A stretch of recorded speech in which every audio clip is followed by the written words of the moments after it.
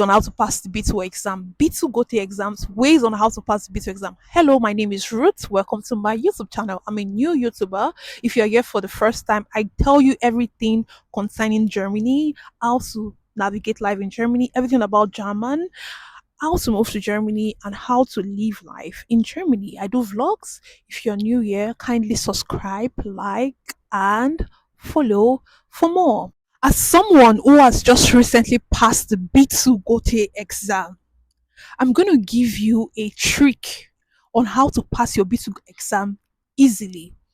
All you need to do is do a SWOT analysis on the exam. Identify your strengths, identify your weaknesses, identify your opportunities, and identify what? Your threats. So we have four parts of the exam. These are for people that just want to take the exam in Goethe, but you have done classes elsewhere in a language school. Identify your strengths during your class, during your lectures. What was your strength? Were you good in writing? Were you good in listening? Were you good in reading? Or were you good in speaking? Identify your strengths.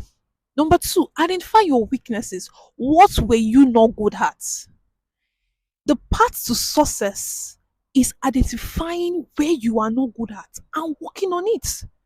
What were you not good at? What parts were you not good at? Were you not good in listening? Because that is almost everybody's problem that I've ever met. The oren is the problem. The listening part is always the problem. Were you not good in listening? Were you not good in reading? Identify your weaknesses. Identify your opportunities. What are your opportunities? What are your learning parts? What you use in learning? Is it the podcast? Is it the movies? Those are your opportunities. Your friends, you study your study group, those are your opportunities. Identify your threats. What are your threats? What are the things that causes you distraction? What makes you not read? Number one, your phone can be a threat. Anything that makes you not study when you're supposed to study, those are threats. You need to identify your threats. What makes you miss your study time?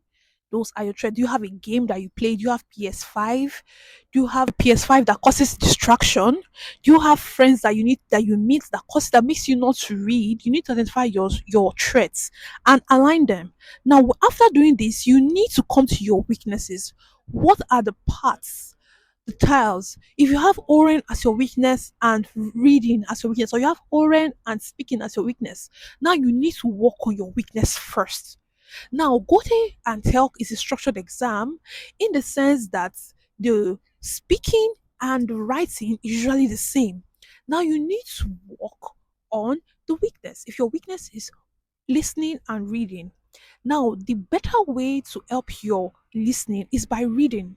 That podcast you are listening to is not going to help you in your listening. Radio is way better, and reading. Why did I say reading? Because you need to be able to identify the verbs, the new verbs that you're going to listen to. The only problem why we have problem with listening is because most of what they say are verbs that we've never heard before.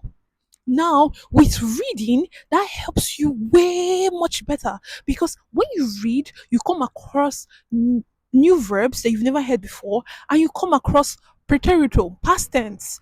Past tense are mostly used in books. So when you read, it helps you with your listening. If you listen to only podcast and you say it's going to help you with your listening, you lie. It's not going to work. So you read as much as possible and also listen to radio because most of the exams are, I think they come from radio. Now, you can never be able to predict Goethe, Oren, and reading. You can never predict what will come out because they are new every day, like the sunshine.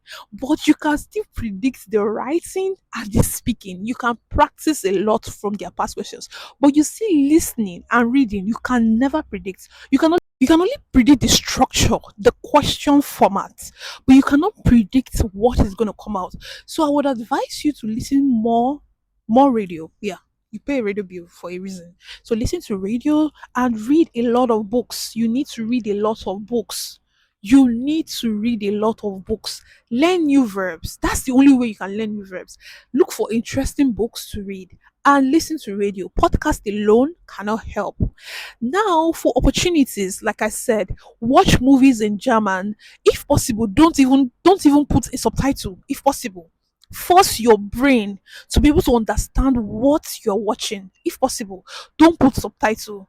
But if you know you cannot, you can put subtitles to understand the verbs that are being spoken in the movie. Look for interesting movies in German and watch them.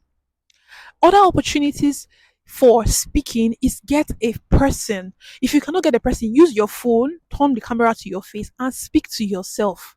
Speak to yourself like I'm speaking to you right now. You don't even need anybody to speak to. Speak to yourself like I'm speaking to you right now and correct yourself if possible. Download a app that's called Tandem. You can also meet people that you can speak with that also learn English and you want to learn Deutsch. You can also speak to those people, but I promise you, speaking to yourself helps way faster than that. Identify your threats, minimize phone usage when it's time to study. Minimize phone usage. That's the only advice I'm going to give you based on that. And your strengths. I'm not saying not to work on your strengths. You can also work on your strengths to be better at your strengths.